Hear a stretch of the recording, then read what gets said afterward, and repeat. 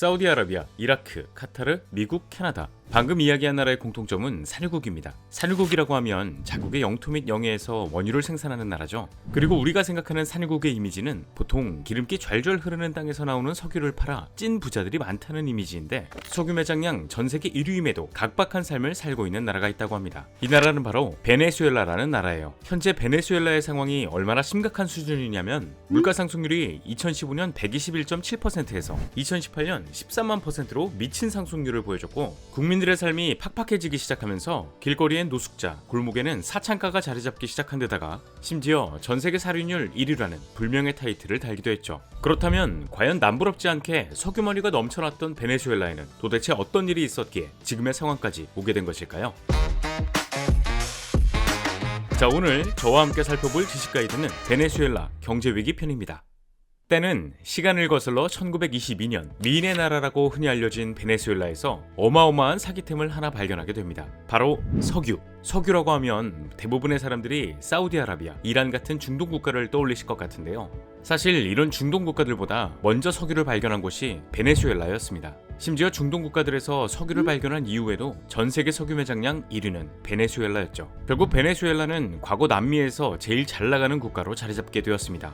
이로 인해 주변 국가에서는 아메리칸 드림, 아니 베네수엘라 드림을 꿈꾸면서 일자리를 찾게 되었고, 사람들이 베네수엘라로 몰리게 되면서 엄청난 경제 성장을 이루게 되었죠. 중남미에서 가장 높은 건물들은 싹 다 베네수엘라에 있고, 여행도 카리브에다 보다 하면서 호캉스도 가고, 전 세계에서 가장 많이 위스키를 사들이기도 하면서 남미 열정을 뿜뿜하기도 했습니다. 결국 기회와 번영의 땅으로 인정받게 된 베네수엘라는 1950년대 당시 전 세계 GDP 순위 4위라는 기록을 달성하기도 했죠. 뭐 이런 상황만 본다면 베네수엘라가 최고의 전성기를 맞이했구나 라는 생각이 들기 마련인데, 별로면 된다는 말이 있듯 베네수엘라의 상승세는 멈출 줄을 몰랐습니다. 왜냐? 1970년대에 들어서게 되면서 당시 아랍 산유국과 이스라엘이 전쟁을 하게 되거든요. 이때 미국은 이스라엘의 손을 들어주게 되었습니다. 그리고 이 상황을 지켜보던 아랍 산유국들은 미국한테 깊은 빡침을 느끼게 되면서 그 대가로 석유 수출 금지라는 강경 대응을 하게 되었죠. 이 대응으로 인해 전 세계 석유값이 단숨에 6배로 펌핑시키는 효과를 일으켰고, 아랍 산유국에서 석유를 정치적인 수단으로 이용해 충격을 줬다라고 해서 우리는 이 사건을 1973년 발생한 오일 쇼크라고 부르게 됩니다. 아무래도 석유값이 6배나 오르게 된 이 상황은 당시 석유를 수출하던 국가 입장에서는 돈방석이 앉을 기회였죠. 그리고 이 중에는 베네수엘라가 포함되어 있었는데, 이때 베네수엘라는 해외로 수출하는 물품의 90%가 석유였습니다. 한마디로 석유를 수출하는 국가 중에서도 로또를 맞은 격인 거죠. 하지만 다른 한편으로는 베네수엘라 경제에 고름 아닌 고름이 차기 시작했습니다. 수출품의 90%가 석유라는 것은 그만큼 석유에 대한 의존도가 지나치게 높아져 외국 시장의 영향을 많이 받게 된다는 것이고, 이 말은 즉 전 세계 경제 사정에 따라 베네수엘라의 경제가 흔들릴 수 있는 불안정한 경제 시스템이라는 거죠. 하지만 물 들어올 때 노를 힘껏 저어서 벌어들인 돈으로 겉모습만 보기에는 베네수엘라의 경제 상황이 나쁘지만은 않았습니다. 베네수엘라 정부에서는 복지 혜택이라고 하면서 국민들에게 보조금을 나눠주기 시작했고, 남미 최고의 부자하면 베네수엘라라는 마인드로 여러 인프라 사업을 진행해 높은 빌딩 짓고 고속도로 깔고 하면서 선진국의 모습을 갖추려고 했죠. 이로 인해 베네수엘라의 국민들은 지금의 중동 부잣비를 물씬 풍기면서 상상 그 이상의 삶을 누리게 되는데, 1980년대에 들어서게 되면서 베네수엘라의 경제 상황은 완전히 뒤바뀌게 됩니다. 왜냐? 이때부터 오일 쇼크로 인한 석유값 거품이 빠지기 시작했고, 석유값이 제자리를 찾아가니까 돈벌이가 이전 같지 않았던 거죠. 또 빌딩이나 고속도로 건설 같은 인프라 사업을 벌였을 때 막대한 빚을 지게 된 베네수엘라는 순식간에 돈을 못 갚는 채무자 신세에 처하게 되었던 겁니다. 결국 베네수엘라 정부는 석유값이 상승한 이후 약 16년이 지난 1989년 국가부도를 선언하게 되면서 혹독한 IMF 시대를 겪게 되었죠. 이때부터 국민들에게 지급하던 보조금을 폐지하고, 물가 상승은 물론 휘발유 가격까지 폭등하기 시작했습니다. 뭐 당연한 일이겠지만 베네수엘라의 국민들은 정부에 대한 불만을 품기 시작했죠. 아니 16년 동안 돈을 막 갖다 써도 넘쳐났는데 갑자기 정부에서 돈 못 준다, 돈 없다 하면서 통보를 하니까 베네수엘라 국민 입장에서는 어이가 없어도 너무 없었던 상황이 돼버렸습니다.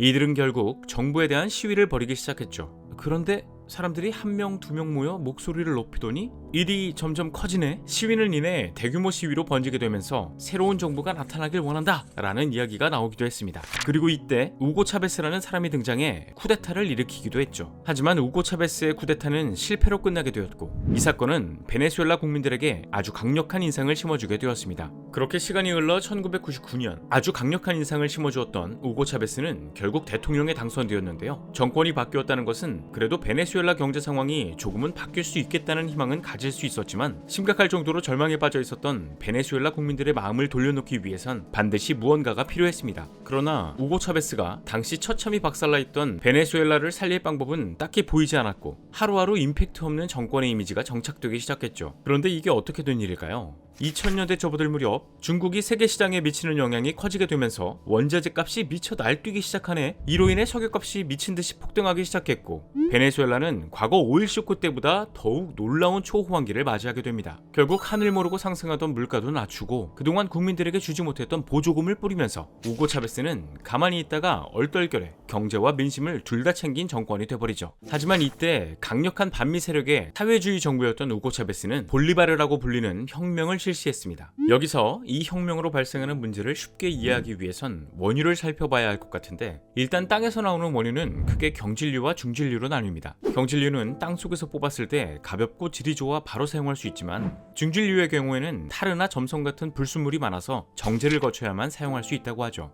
그런데 베네수엘라에서 나오는 원유는 중질류 중에서도 초중질류라고 불리는 원유라고 하거든요. 베네수엘라에는 초중질류를 정제할 기술이 부족해 미국을 포함한 다른 나라 기업들에 많은 의존을 하고 있었죠.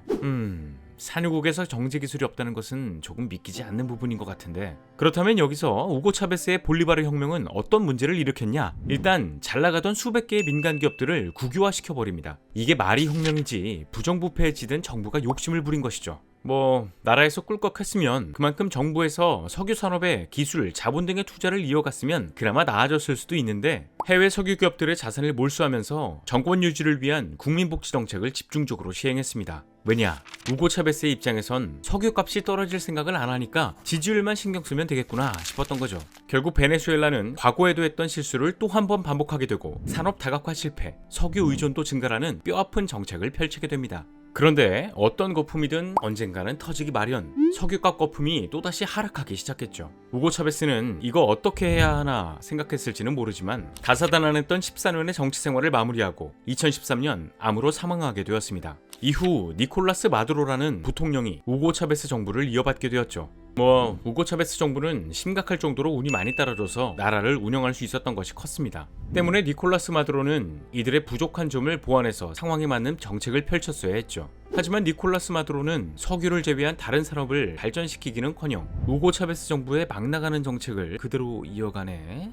아무리 석유 매장량 1위라는 타이틀을 가지고 있었다고 해도 전 세계 무역시장의 영향에 따라 경제 상황이 좌지우지될 수 있는 불안정한 상황에 복지 혜택 준답시고 돈을 끝도 없이 찍어서 뿌려댔으니 국민들이 일할 생각도 없어. 게다가 시장에 화폐가 풀리고 석유값이 떨어지기 시작하니까 물가는 미친듯이 상승해 결국 베네수엘라 공장에서는 공장을 가동할 연료가 없어서 일을 못하는 심각한 상황에 처하게 됩니다. 그러니까 베네수엘라 국내 전력시설이고 산업시설이든 간에 가동 자체를 할 수 없다는 것이죠. 이로 인해 베네수엘라의 최근 8년간 GDP는 약 마이너스 83% 하락하게 되었고, 심지어 2017년 도널드 트럼프가 미국의 대통령으로 당선되면서 사회주의 독재자의 반미 성향 베네수엘라는 힘을 완전히 잃게 되었습니다. 정치, 경제 모든 반면에서 망조의 길을 걷고 있었던 베네수엘라의 상황을 살펴보게 되면 먼저 전 국민의 96% 정도가 빈곤층으로 전락했다고 합니다. 너무 단기간에 심각한 물가 상승 현상인 하이퍼 인플레이션이 발생하면서 도저히 정상적으로 살아갈 수 없었던 거죠. 이때 베네수엘라 물가 상승률을 살펴보게 되면 처음으로 세 자릿수에 진입한 2015년에는 121.7%, 2016년에는 254.9%, 2017년에는 438.1%로 멈출 줄 모르는 물가 상승률은 2018년 13만 %를 넘겨버리게 되었죠. 이로 인해 당시 생닭 한 마리당 650만 원에 거래되기도 하고 스타벅스 커피는 530만 원에 거래되었다고 합니다. 말 그대로 화폐의 기능은 전혀 하지 못하고 돈이